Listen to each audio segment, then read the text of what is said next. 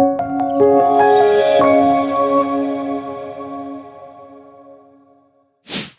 what is up, everyone? This is Ete, the host of the Company Next Door. I get to interview entrepreneurs from all over the place. And today we're doing a little bit of a business building segment. And the entrepreneur sitting here with me today, his name is Scott Abbott. He's the founder of quite a few different companies. He spent his life in the home services space, founded a big franchise company called 5 Star Painting, and now he's running a company called ProNexis. He's got some other projects happening. And so I just want to take a few minutes. I had a couple questions for you. Scott, so thanks for being here. Yeah, just be on. Cool. Can I ask you some questions? You bet, yeah. All right, let's do it. Scott, how do you differentiate a business in a crowded market? So if I'm a business, how do I differentiate my business in a very crowded market? Yeah, I mean, that's absolutely critical. Never be an also-ran. Never be a copycat. I mean, you can rip off and duplicate, but you got to improve in that process. So as an example, 5 Star Painting, we went to market. We did not do it like everyone else. We went ahead and did something no one else had ever done. We advertised in all of our Yellow Page ads and so forth that we would do things at $99 a room. Wow. That had never been happened. And because of that, because it was different, we stood out from amongst hundreds of ads for painting companies. And the phone rang almost 4 times more often than if they hadn't done that. Wow. And just that same point with ProNexis as an example, we aren't your typical customer experience solution company that charges you by the minute. We charge you by the appointment. We're the only company out there that does that. Mm-hmm. We have confidence in our abilities to do that. And so by being different, the market is attracted to something that is different. I love that. Yeah. Thank you. Scott, what are the most important things an owner should be doing, and how do I get there as a business owner? So you're not getting anywhere without the right people. Mm-hmm. In whatever your business may be in home services, in any category it may be, your first hire is the most important decision you're going to make in your business, and your second most important decision is your second hire. So if you don't have the right people with you, you're not going to make it.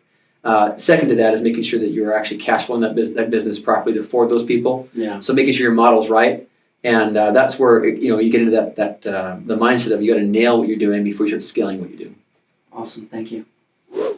What is one of the best places to get leads from? I'm running my own company. I need to get more leads. That's everyone's problem, is getting the people to come. How do I get them? So every business, especially in home services, has a very large funnel, right? You can think about traditional things like direct mail, lawn signs, vehicle wraps. You can think about networking, pulling in from, like, maybe if you're a restoration company, you need to have a plumber that can refer your business and so forth. So referral networks. If you're in the painting industry, you've got real estate agents that refer you business about houses that are selling or being bought. So you got to go through your entire sales funnel. What are all the different ways you can bring in business?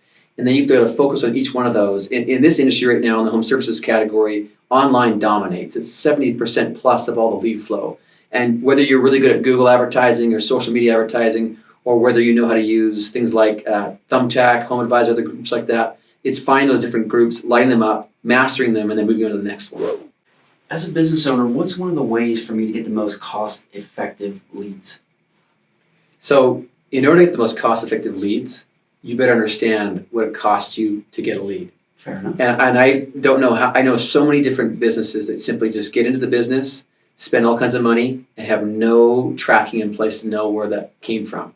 So absolutely critical is whatever you do set up, if it's direct mail, if it's online or otherwise, you've got to make sure you've got your sourcing correct so you can bring it back down to what it costs to make the phone ring. And then you can start making decisions around ROI. What are the most effective methods to make the phone ring? But the step one is knowing how that happened. How do I find reliable help? That's everyone's big problem. How do you find help? Where do I get good people from? So in home services, what we found is suppliers are an amazing partner to find great help. So as an example, if you were in the painting industry and you're buying your paint from Sherwin-Williams, your sales rep is selling paint to the best painters. And many of those best painters don't know how to make the phone ring. They don't know how to make sales, but they're great technicians and they do great work. And our sales reps were great references for that. So using a supplier partner is a great way of finding good talent. Awesome, thank you. When it comes to pricing, what is the best way to find the sweet spot? I don't want to pigeonhole myself and be too low, Mm-hmm. but I don't want to price myself out of market. How do I find that right price? So that's a really good question. I mean, obviously, that's something you've got to ask yourself in terms of where you want to be positioned. Price is one of the most important parts of marketing. Okay. Price and promotion, right? The 3 P in place, the 3 Ps of marketing. So I would recommend that when it comes to pricing, first of all, you have to understand, are you trying to be a low-cost leader? Are you trying to be a premium brand? Are you trying to be just competitive in the marketplace and differentiate in some other element? Once you know where you need to be, we would tell our franchisees to go into the marketplace and then do an audit. And call in as if you're a customer to 7 or 8 different competitors, have them come and do bids, examine their estimates, look at where they're at for pricing, how they're charging, if they're by hour or by room and so forth. And that allowed us to calibrate ultimately where we wanted our price to be. You don't necessarily want to be the most expensive and you don't want to be the bottom. You want to be in the middle. Awesome. As a founder, the CEO of the company, what are some steps that I could take to kind of phase out the day-to-day, the production?